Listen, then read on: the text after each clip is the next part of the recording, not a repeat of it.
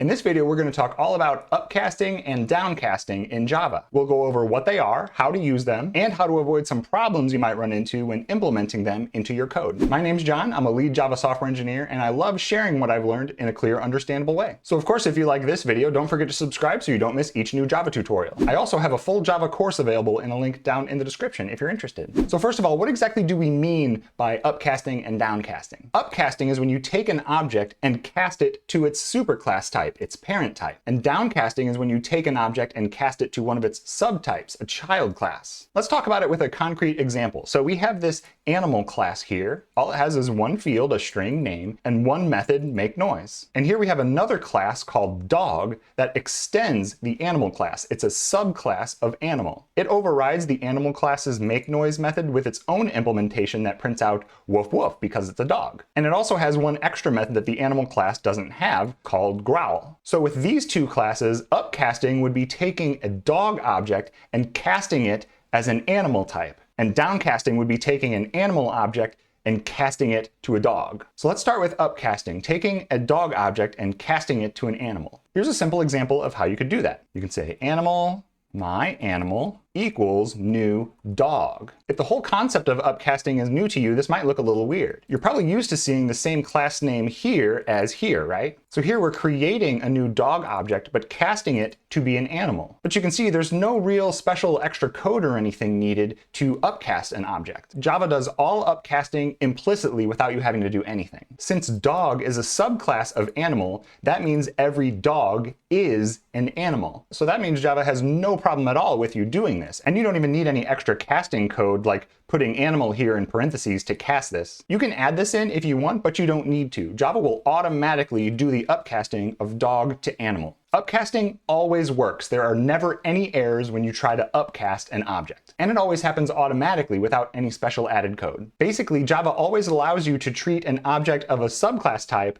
as an object of its parent type. Now, when you do this, the myAnimal variable here has the type of animal. That's called the reference type. So you can do anything with this myAnimal variable that you could with any other animal variable. But since it's treated as an animal variable, you can't do things with this variable that only apply to dogs. So remember, over in our dog class, we have this growl method that's only in our dog class and doesn't exist for an animal. It only exists for dogs. So since over here we actually have an animal object, if we try to call myAnimal.growl, we can see that it doesn't exist. We get an error. The method growl is undefined for the type animal. So even though underneath it's actually a dog object, because the myAnimal variable's reference type is animal, we don't have any access to any of the specific dog methods or attributes. We only have what's available in animal. So then you may be thinking, well, why do we need upcasting in Java? What does it do for us? Well, let me show you an example. Let's say we had a method like public static void do animal stuff that takes in a parameter animal. We'll just call it animal. And in this method, we can call animal.makeNoise. We don't need this broken growl call anymore. This method takes an animal, right? But when you call this method, you can send an animal object, but you can also send any object that's a subtype of animal. It can be a dog, a cat, a cheetah, a camel, whatever. This method doesn't know and doesn't really care or need to know what type of animal it's being called with. It just needs to be an animal, and any object that's a subtype of animal is an animal. So we can call do animal stuff and pass in our myAnimal. So let's run our program and see what we get. And it prints out woof woof. And that's because the myAnimal object that was being passed in was actually a dog. And when a dog object makes noise, it prints out woof woof. In this case, the upcasting was done right here when we initialized our animal variable to be a new dog. It upcasted dog to animal. But even if we changed this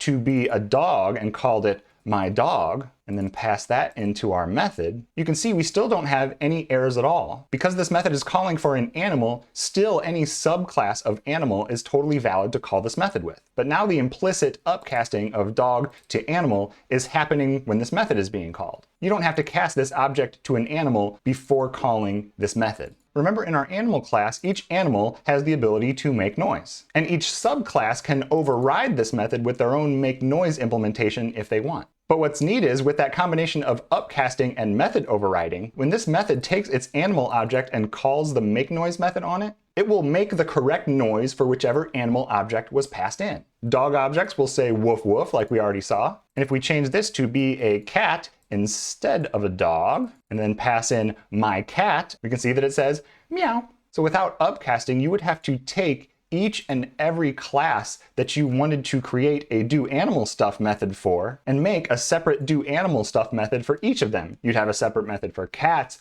dogs, hamsters, wombats. And if later you added a new subclass of animal like a horse, you'd have to add a whole new do animal stuff method for them. With upcasting, you can make one method that operates on any type of animal at all, even animals that haven't been created yet. One limitation of this though is because this method doesn't know which subtype of animal it's working with, you can't use any of the methods that are only in those subclasses. So if we change all this back to dog and then call a method with my dog, remember we have a method in our dog class called growl that doesn't exist in the animal class. So even though we're passing in a dog object to this do animal stuff method, we can't call animal.growl. So the type of the variable determines which methods you can call. But the specific type of the object that this variable is referring to determines which specific implementation of that method will be used when the method is called. That's why when this make noise method is called on a dog, it says woof woof, and when it's called on a cat, it says meow. Now, on to downcasting. Remember, upcasting always works and always happens automatically. All dogs, cats, and beavers are animals, so Java has no problem treating any of those as animals. But downcasting is different. It doesn't happen automatically, so you have to do it explicitly. And it can throw exceptions if you don't put in the right checks, so you have to know what you're doing. So first,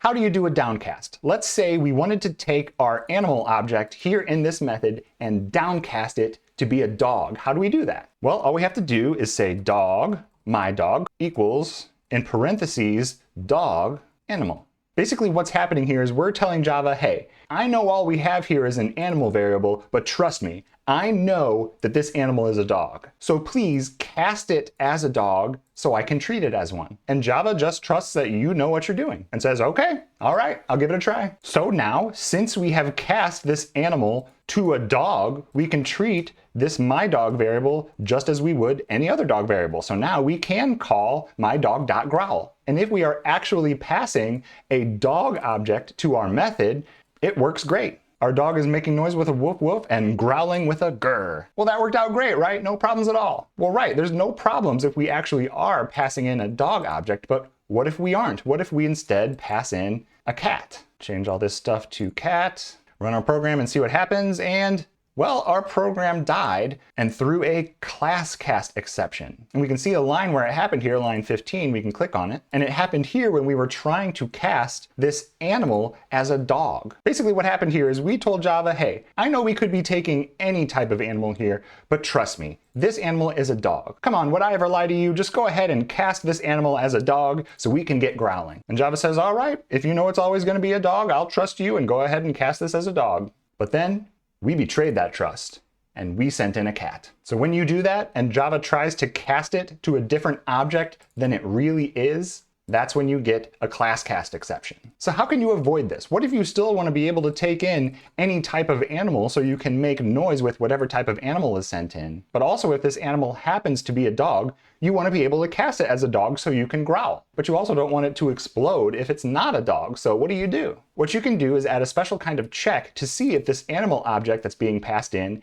actually is a dog. It's pretty simple. You can do it like this. If animal instance of, all one word, all lowercase, dog. Open and close your curly braces like any other if statement, and then put all of this code involved with casting it as a dog and using it as a dog inside this if block. So this instance of check will return true if this animal object that was passed in is actually a dog, and false if it's anything else, like a cat, a lemur, or whatever. Once we know that this animal object actually is a dog, we can safely cast it as a dog and we can call our growl method safely. And if we pass any other type of animal, this instance of check returns false, and we skip this whole code block, and we avoid having a class cast exception. So let's give it a test. We're still passing in a cat. Last time it blew up with that exception, so what happens now? Well, all it's doing is saying meow, because this make noise method is still being called. A cat makes noise by saying meow, so that works. And since it's not a dog, it skips this whole code block. And if we change all this stuff back to dog, it says, yep, you actually did pass in a dog, so it casts this animal to be a dog and growls. So to safely downcast, you should always use this instance of check. If not, you risk getting a class cast exception if the object that you're working with turns out to be a different type than you thought. If you enjoyed this video or learned something, please let me know by hitting the like button. And of course, if you really want to support the channel, you can do the whole YouTube trifecta of leaving a like, a comment, and hitting the subscribe button so you don't miss each new video. I really appreciate those of you who take the time to do that. It's the only way these videos get out to help more people, so it really means a lot. Thanks for watching, and I'll see you next time.